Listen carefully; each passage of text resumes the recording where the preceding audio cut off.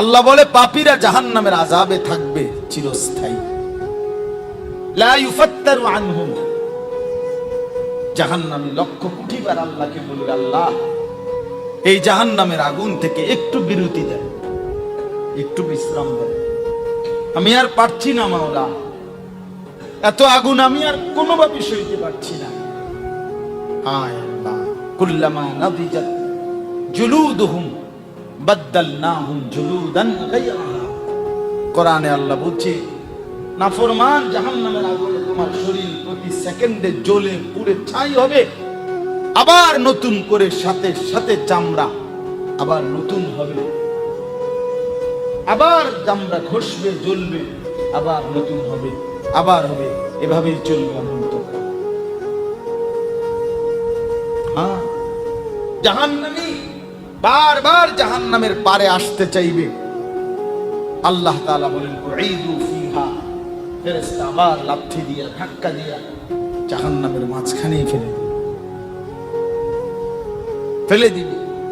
কিন্তু কোরআনের বর্ণনা মাঝে মাঝে বারবার পড়া উচিত, আখিরাতের বর্ণনা বারবার পড়া উচিত। আখিরাত মুমিনের পুঁজি, আখিরাত মুমিনের পুঁজি। দুনিয়া তো দেখা যায়, খুব সহজে বোঝা যায়, আখিরাত দেখা যায় না, এজন্য বুঝতে কঠিন হয়। কিন্তু এরপরেও আল্লাহ তাআলা বলছেন বিশ্বাস করতেই হবে, বিশ্বাস না করে উপায় নেই। তো জাহান্নামী বলবে, আল্লাহ একটু বিশ্রাম দেন, বিরাম দেন। লা ইউফাত্তারু আনহুম, আল্লাহ বলেন এক সেকেন্ডের জন্য জাহান্নামের আযাব বিরতি দেয়া হবে, বিরতি দেয়া হবে।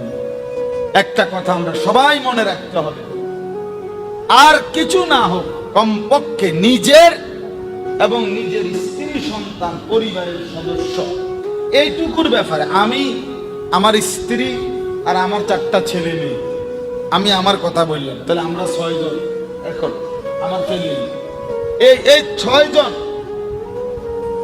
আপাতত, এখন এই 6 জনের আখিরাত, নামাজ, ইবাদত, বন্দেগী, পরকালের সমস্ত বিষয়ে কসম আল্লাহ আমি জিম্মান।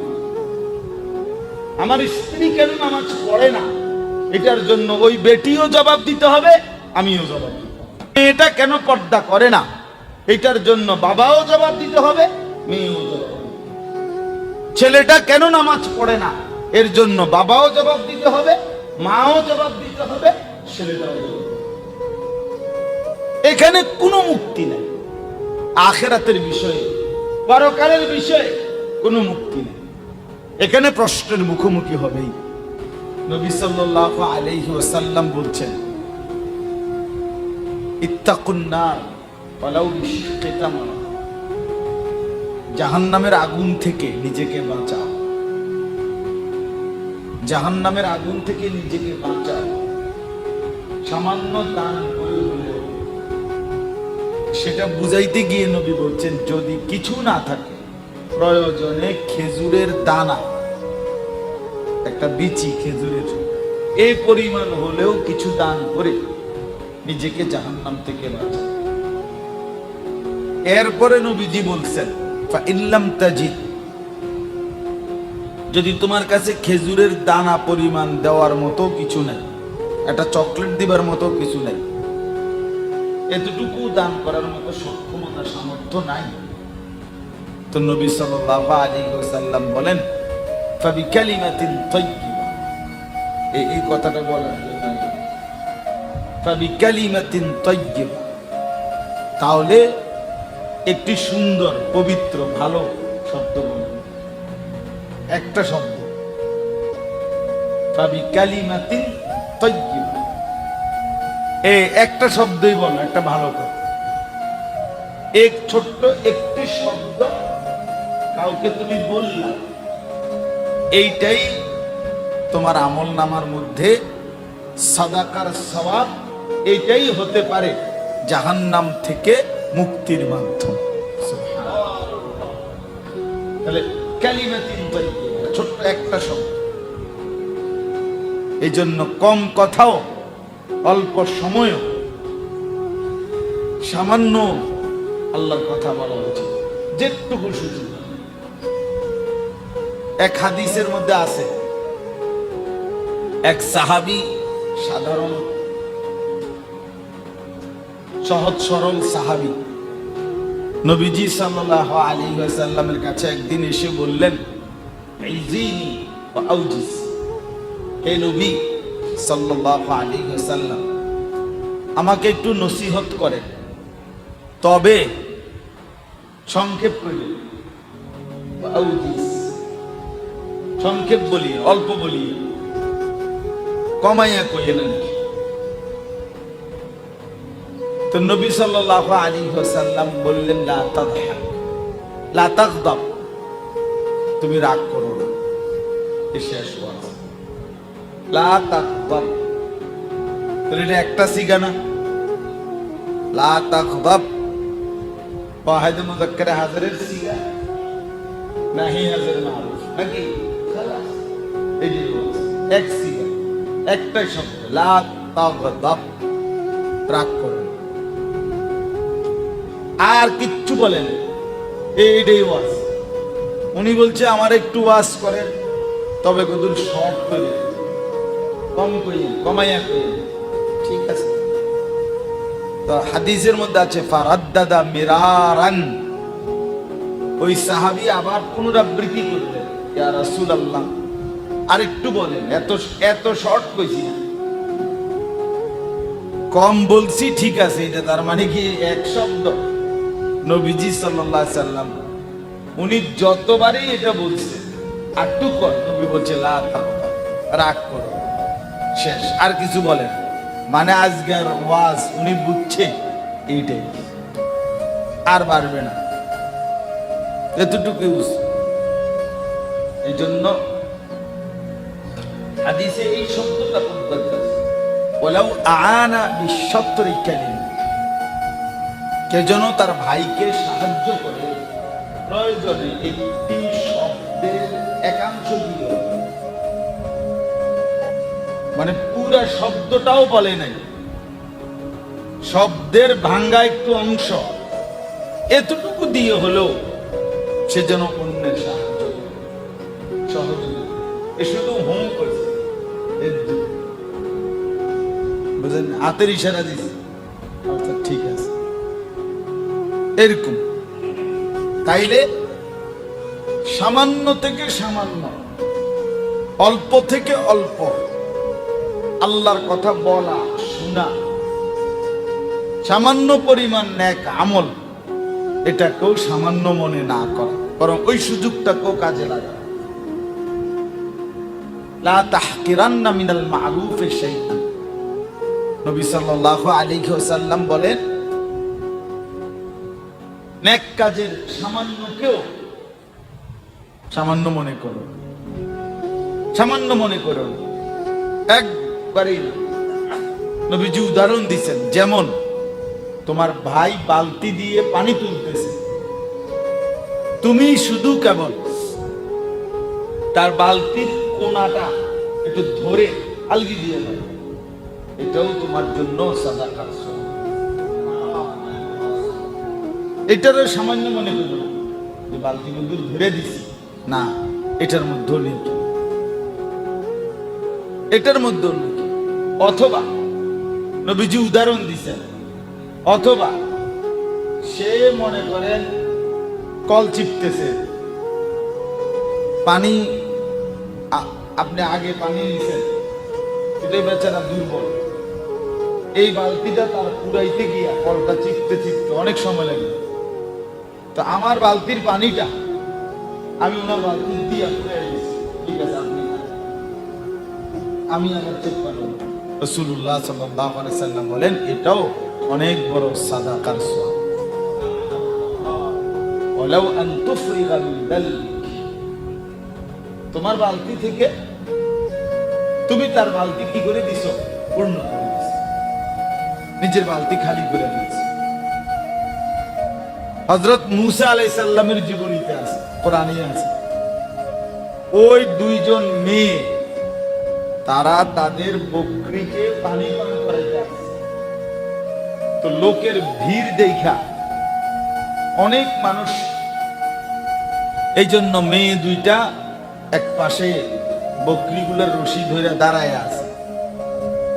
এরা পারতেছে না ওই লোকের ভিড়ের কারণে আগাইতে, কুফের কাছে আসতেই পারতেছে না। সামনে পানি উঠাইবো কেমনে, খাওয়াইবো কেমনে। মুসা আলাইহিস সালাম তখন ওই মিশর থেকে ফেরাউনের ভয়ে উনি যে বের হয়ে গেছেন, দীর্ঘ পথ হাঁটতে হাঁটতে হাঁটতে হাঁটতে, পথ জানা নাই, রাস্তা জানা নাই, গন্তব্য জানা নাই। এই মাদায়েন ওই এলাকা গিয়ে যখন আরেক দেশে পৌঁছছেন, ওইখানকার গিয়েই দেখছেন একটা কূপের কাছে কিছু মানুষ। তো উনিও সেখানে গেছেন, গিয়ে দেখছে এই দুইটা বোন মানে দুইটা মেয়ে তাদের বকরি ধরে দাঁড়ায় আছে। তারা লোকদের ভিড়ের কারণে পানি খাওয়াইতে পারতেছে না বকরিকে। তো মুসা আলাইহিস সালাম নিজে ওই লোকদের ভিড় ঠেইলা বকরি এগুলারে নিয়ে নিজে বালতি দিয়া পানি উঠাইয়া কূপের থেকে ওই বকরিগুলারে, ছাগলগুলোকে পানি পান করায় দিছে, দিয়া তাগোটা তাগো হাতে দিয়ে দিছে। এই কাজটাই করছে, এই সামান্যটুকু খেদমত সহযোগিতা করছে, মেয়েদের বকরিকে পানি পান করায় দিছে। এক বালতি দুই বালতি পানি পান করায় দিছে। মুসা আলাইহিস সালামের পরবর্তী জিন্দেগীর সব ঘটনার ভিত্তি, ঠিক না?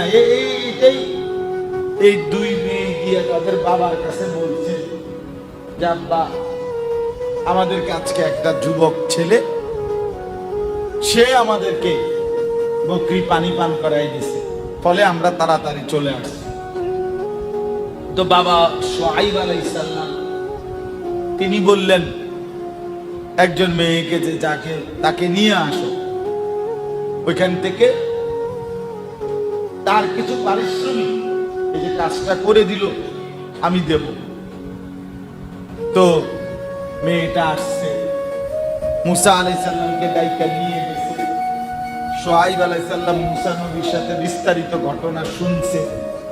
শুই না বলছে, তুমি আমার বাড়িতেই থাকতে পারো, আমার বকরি চড়াইবা, আর 8 বছর যদি বকরি চড়াও এক টানা, তাহলে আমার একটা মেয়ে তোমার সাথে বিয়ে দেব, এবং তোমার উত্তম আশ্রয় ঠিকানা তোমার হবে। আর যদি 10 বছর পূর্ণ করো তো তোমার ইচ্ছা। এইভাবে মুসা আলাইহিস সালাম ওই উনার বাড়িতে ছিলেন, 10 বছর পূর্ণ বকরি চড়াইছেন, এবং শুআইব আলাইহিস সালামের একটা মেয়েকে বিয়ে করছেন। এরপর আবার এলাকার দিকে রওনা দিছেন। শুআইব আলাইহিস সালাম অনেক বকরি, এক পাল ছাগল ওনার সাথে দিছেন জামাই ওনারে। এরই মধ্যে শুআইব আলাইহিস সালাম পথিমধ্যে আল্লাহ তাআলা ওনাকে তুর পাহাড়ে তুইলা নবুয়তের দায়িত্ব দিয়েছেন। ফেরাউনের কাছে দ্বীন প্রচারের কথা বলছেন, আল্লাহ তাআলা কথা বলছেন। এরপরে তাওরাত কিতাব যা সবকিছু, কিন্তু ও এক ছোট্ট আমল, যে ওই দুইটা দুর্বল মেয়েকে তাদের বকরিগুলারে কি করাই দিছে, পানি পান। এটা বুঝে তাহলে নবীজি সাল্লাল্লাহু আলাইহি ওয়াসাল্লাম বলেন, সামান্য ভালো কাজের সুযোগ কেউ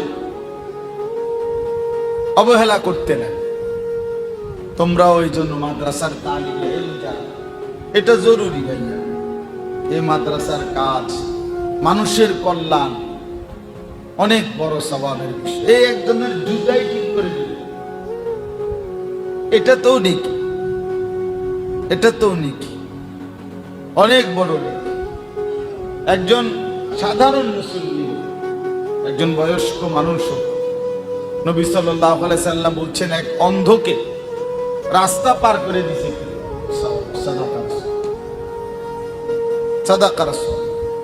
এই জন্য আমরা প্রথম কথা এটা মনে রাখতে হবে, নেক কাজ, আল্লাহর কথা বলা, আল্লাহর দিন মানা, আল্লাহর কথা শোনা, আল্লাহর কথার আয়োজন করা, কোনো কিছুই সামান্য হোক কম হোক কিন্তু ছোট মনে করতে নাই, এটাকে অবহেলা করার সুযোগ নাই। এটা সামান্যটাই অনেক বড় হয়ে যাবে। মাসালুল লাযীনা ইউনফিকুনা ফী সাবিলিল্লাহ কামাসালি হাববাতিন আমবাতাত সাবআ সানাবিল ফী কুল্লি সুমবুলাতিন মিআতু হাব্বা। তো কোরআনের আয়াত। আল্লাহ তাআলা বলেন, যারা আল্লাহর রাস্তায় দান করে তাদের একটি দানা, আল্লাহ তাআলা বলেন আমি আল্লাহ তাআলা 100 দানায় রূপান্তরিত করে থাকি। কামাসালি হাববাতিন আমবাতাত সাবআ সানাবিল, একটি দানা, একটি বীজ থেকে যেন 7টা শীষ বের হইল, 7টা শাখা বের হলো, প্রত্যেক শাখার মধ্যে 100টা করে ধান জন্ম হইল। তো এবারে নিচে ধান ছিল একটা, থেকে একটা গাছ বের হয়ে 7টা ছড়া বাইরেছে, প্রতি ছড়ার মধ্যে 100টা করে দানা হইছে। তাহলে এখন এক দানায় 700 দানা। আল্লাহ বলেন ফি কুল্লি সুমবুলাতিন মিআতু হাব্বা, প্রতি ছড়ায় 100 দানা, মানে 7টা ছড়ায় 700 দানা।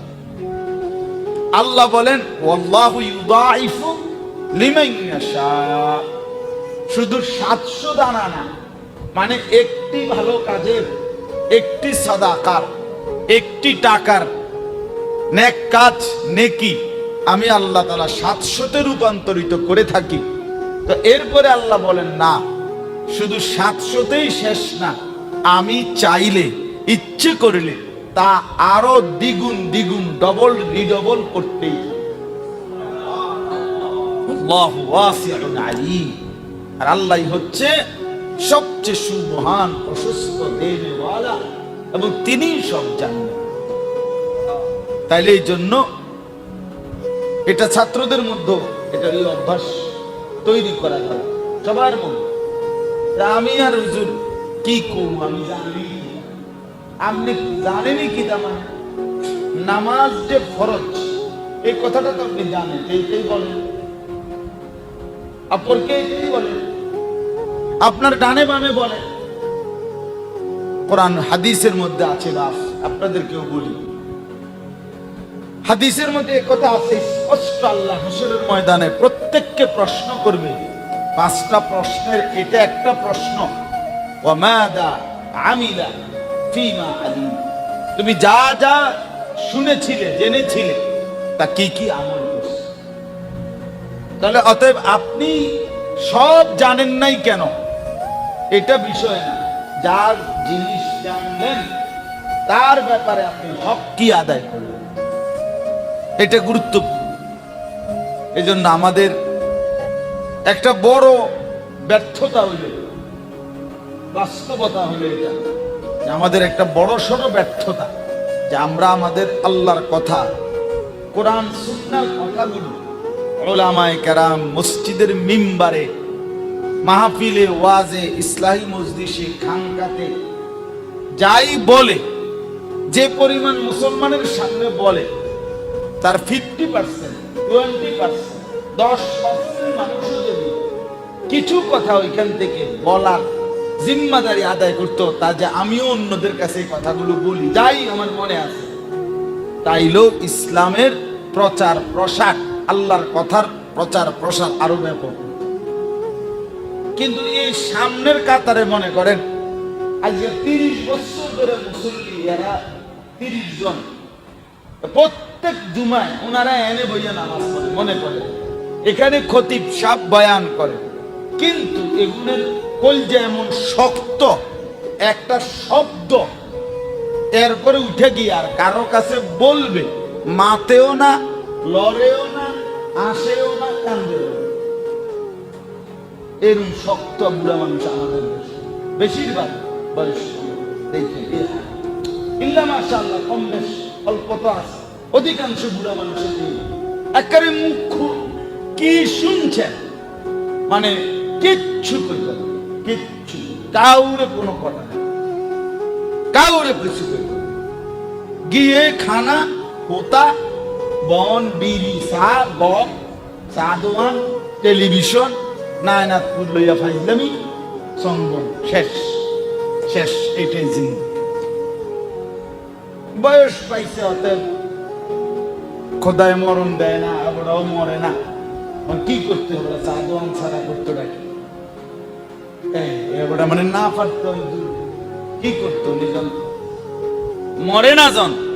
এই জন্য জিন্দিগি বহু মাঝ বয়সী লোক দেখবেন আপনার বয়স্ক মাঝ বয়সী মুসলমান বয়স্ক মানুষ 50-60 বছর, আমার কাছে মনে হয় যেন ওনারা সরাসরি চা দোকানে জিন্দিগির শেষ বয়সটা একবারে লিজ দিয়ে দিয়েছে, তার কাছে বন্দুক দিয়ে দিয়েছে, তুই শুধু বন টন খাওয়াইবা, বালা তো কিচ্ছু না, এই বন পেঁয়াজু আলু সব বিস্কুট দিয়া চা দিয়ে খায়, এই আর কি এতে আহামরি কিছু আর কি আছে চা দোকানে, এই সামান্য এগুলা খায়।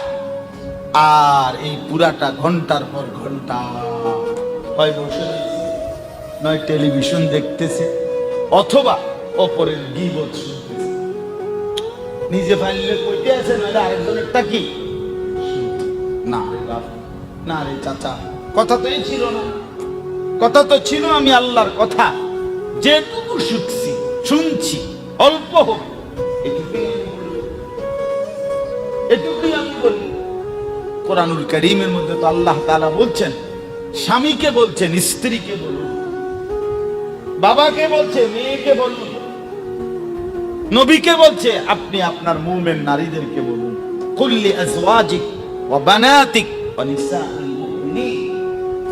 এই যে প্রত্যেক স্বামীর দায়িত্ব স্ত্রীকে বলা, প্রতিটা বাবার দায়িত্ব সন্তানকে বলা, প্রতিটা দাঈ দ্বীনের আল্লাহর দিকে মানুষকে যে ডাকে তার দায়িত্ব ঈমানদার পুরুষ নারী তাদেরকে বলা।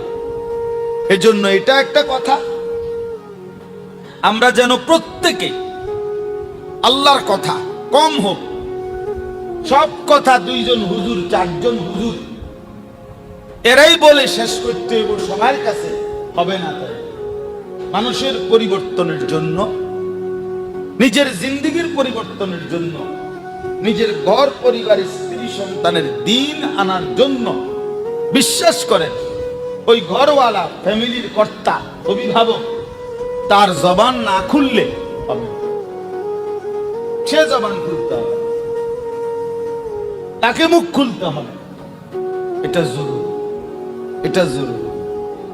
একটা কথা আমরা সবাই মনে রাখতে হবে, আর কিছু না হোক কমপক্ষে নিজের এবং নিজের স্ত্রী সন্তান পরিবারের সদস্য এইটুকুর ব্যাপারে, আমি আমার স্ত্রী আর আমার 4টা ছেলে মেয়ে, আমি আমার কথা বললাম, তাহলে আমরা 6 জন এখন আমার ফ্যামিলি, এই 6 জন আপাতত এখন এই 6 জনের আখিরাত নামাজ ইবাদত বন্দেগী পরকালের সমস্ত বিষয়ে কসম আল্লাহ আমি জিম্মা। আমার স্ত্রী কেন নামাজ পড়ে না এটার জন্য ওই বেটিও জবাব দিতে হবে, আমিও জবাব দেব। মেয়েটা কেন পর্দা করে না এটার জন্য বাবাও জবাব দিতে হবে, মেয়েও জবাব দিতে হবে।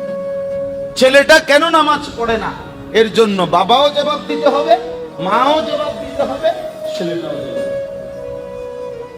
এখানে কোনো মুক্তি নেই, আখিরাতের বিষয়ে পরকালের বিষয়ে কোনো মুক্তি নেই। এখানে প্রশ্নের মুখোমুখি হবেই। কোরআনুল কারীমের মধ্যে বারবার এই কথা আছে, বড় সাংঘাতিক একটা বিষয় কোরআনে আছে। আল্লাহ তাআলা বলছে, বান্দা আমি কিন্তু জিজ্ঞেস করব, আমি কিন্তু জিজ্ঞেস করব। আমরাও মাদ্রাসায় দেখছি, আলহামদুলিল্লাহ, এতটুকু যদি কেউ ওস্তাদ যদি বলে ছাত্রকে আমি কিন্তু কালকে পড়া জিজ্ঞেস করব, তাইলে তো তার ভিতরে একটা চাপ থাকে, কালকে পড়া জিজ্ঞেস। শিক্ষকরা যদি বলে দেয় যে বড় হুজুর কালকে তোমাদের কাছে এসে পড়া নিবে, তাদের ভিতরে আলাদা একটা টেনশন থাকে। রব্বুল আলামিন কোরআনে বলছে, আমি কিন্তু বান্দা আখিরাতে জিজ্ঞেস করব, ফাওয়ারাব্বিকা লানাসআলান্নাহুম আজমাইন আম্মা কানু ইয়ামালুন। আল্লাহ তাআলা বলেন, আল্লাহ বলেন আমার জাতের কসম, আমি আল্লাহর অস্তিত্বের, আমার রবের কসম, আমার জাতের কসম, আমি কিন্তু সকলকেই জিজ্ঞেস করব। ফাওয়ারাব্বিকা লানাসআলান্নাহুম আজমাইন। এরপরে কোরআনে আছে সুম্মা লাতুসআলুন্না ইয়াওমাইদিন আনিন নাঈম। আল্লাহ বলেন অবশ্যই আমার দেওয়া প্রত্যেকটা নিয়ামতের ব্যাপারে আমি আল্লাহ তোমাদেরকে জিজ্ঞেস করবই করব। কোরআনুল কারীমের মধ্যে আল্লাহ আরো বলছে ওয়াকিফুহুম ইন্নাহুম মাসউলুন। ফেরেশতারা এখানে দাঁড় করাও, একটা একটা করে বান্দা দাঁড় করাও, আমি জিজ্ঞেস করব। ইন্নাহুম মাসউলুন, এখন তাদেরকে জিজ্ঞাসা করা হবে। তাহলে আল্লাহর প্রশ্ন, লা তাজুলু কদমা ইবনে আদম মিন ইনদি রাব্বিহি ইয়াওমাল কিয়ামা হাত্তা ইউসআলা আন খামস। নবীজি বলেন পাঁচটি প্রশ্নের সুয়ালের জবাব না দিয়ে কেউ কিয়ামতের ময়দানে এক কদম সামনে আসবে। আমার শায়েখ আল্লামা মুফতি মুশতাকুন নবী সাহেব সব সময় বলে যে বাপ, হাসরের ময়দান এটা কোনো মামুর বাড়ি না, শ্বশুর বাড়ি। তালেব ইলম তোমরাও বুঝো, মাদ্রাসায় পড়ছিলা কিন্তু ঠিক মতো নামাজ পড়ো নাই, মাদ্রাসায় পড়ার পরেও গুনাহ ছাড়তে পারো নাই, মাদ্রাসায় পড়ার পরেও শয়তানি বান্দরামি ছাড়তে পারো নাই। আল্লাহর কোরআন তোমার সামনে ছিল, তুমি কিন্তু বড় শক্ত ডাকাত, এটা মনে রাখো। তুমি ছোটখাটো ডাকাত না, তুমি ছোটখাটো কি না, গাদ্দার না। কারণ আল্লাহর কোরআন তোমার সামনে, রাসূলের হাদিস তোমার সামনে, তোমার এই ইসলামী লিবাস পোশাক পরানো হয়েছে, এর পরও শয়তানি, এর পরও নাফরমানি, এর পরও ফাঁকিবাজি তোমার দ্বারা গেল না, আর কেমনে গেলে যাইল?